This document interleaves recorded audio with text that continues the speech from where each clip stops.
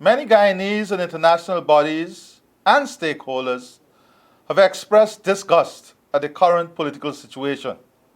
They continue to call for strong action in ensuring the will of the people is respected. I want to assure all Guyanese that we understand the frustration perpetuated to the entire country by a handful who can be characterized as undemocratic forces. We have seen examples right within our region how undemocratic forces undermine development and freedom. I assure Guyanese that those undemocratic forces will not succeed.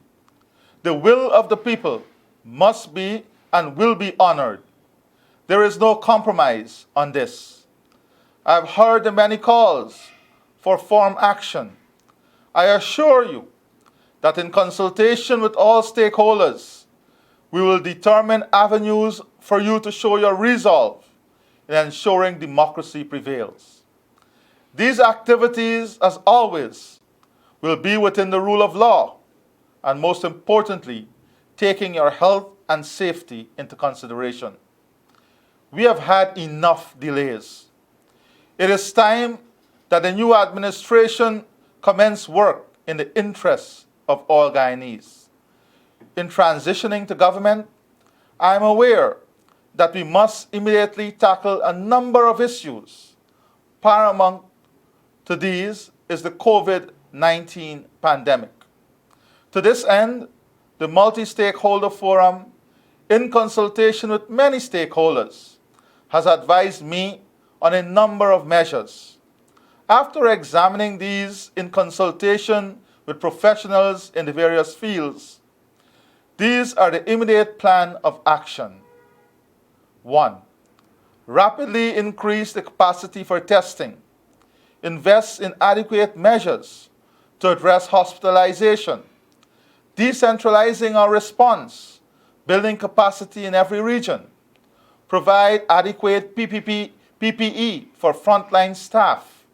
Provide transportation for frontline workers. PCR testing for arriving passengers within 24 hours. Accommodation facilities for health workers. Introduce additional treatment options. Financial and economic relief were also discussed.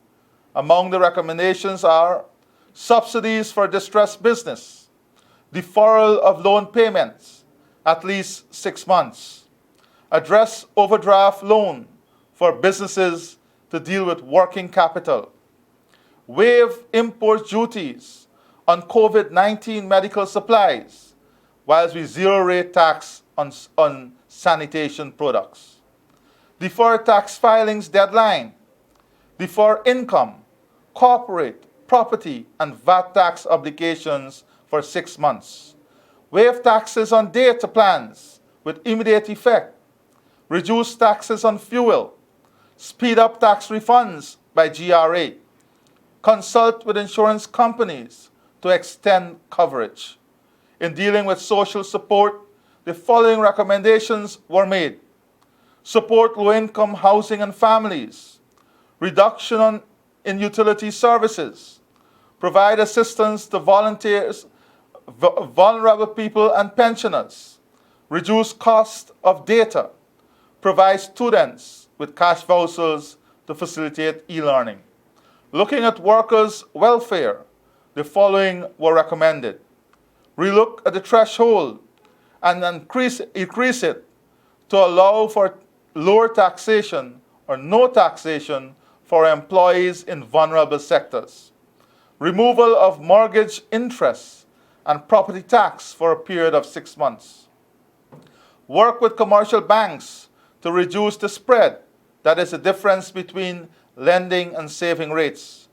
Emergency support for small businesses at the risk of closure. Work with businesses to extend time to pay higher purchases. Notwithstanding the difficulties the existing environment pose, we have had experience in managing crisis situations.